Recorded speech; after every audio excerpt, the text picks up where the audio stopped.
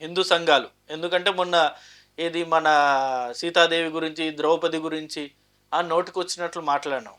ఆ! అలాగే ఇప్పుడు ఇండియా గురించి. ఇండియా గురించి మరీ నీచంగా మాట్లాడావు. నిజంగా వాళ్ళు గూడా ఈసారి ఖచ్చితంగా నువ్వు ఇండియాకొస్తే వాళ్ళు గూడా ఈగర్‌గా వెయిటింగ్. వీట వీ వీళ్ళందరితో పాటు ఇప్పుడు గరికపాటి అభిమానులు. ముఖ్యంగా గరికపాటి గురించి మాట్లాడే అర్హత ఏముంది అసలు? ఆ! నాన్ వేసినాకి గరికపాటి గారిని కోయాలి, కోస్తానంటారా? అంత అహంకారమా? ఓ పెద్దాయన్ని పట్టుకొని అలా మాట్లాడొచ్చా? ఆయన ముందు మనం ఎంత అసలు? నువ్వెంత అసలు? ఆయన ప్రవచనాలు ఎంతమందిని ఇన్‌స్పైర్ చేస్తాయో తెలుసా? ఒకసారి తెలుసుకో. తెలుసుకొని మాట్లాడు.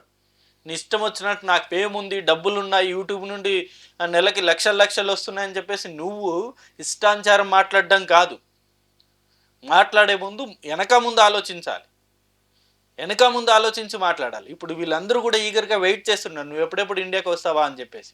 గతంలో వెయిట్ చేసేవారు. నాన్ వేసిన ఇండియాకొస్తే ఖచ్చితంగా మనం ఇక ఘన స్వాగతం పలకాలి. పూలమాలలు లేకపోతే పూలు జల్లి మరీ ఆయన్ని స్వాగతం పలకాలని చెప్పేసి గతంలో చాలామంది వెయిట్ చేసేవారు. ఇప్పుడు నువ్వు ఎప్పుడెప్పుడొస్తావా అని జెప్పేసి చాలామంది ఈగర్‌గా వెయిట్ చేస్తున్నారు. దాన్ని క్వైట్ అపోజిట్ చేయడానికి. నీ గుణపాఠం ఏంటో తెలియజెప్పడానికి. అందుకే నువ్వు రానంటున్నావు. అది నీకు గూడా తెలుసు. అండ్ శివాజీ గారు మొన్నట్లో ఒక మాట్లాడితే ఆయన ఇష్టం వచ్చినట్లు ఆ కొడుక ఈ కొడుక అని మాట్లాడతావు. ఇప్పుడు శివాజీ గారు నీ అభిమానం తెలియంగానే నేను వాక్యాలు రిటర్న్ తీసుకుంటున్నా అని చెప్పేసి మళ్ళీ నువ్వు మళ్ళీ ఆ వీడియో పెడతావు. అంతే మొత్తం నీ ఇష్టం.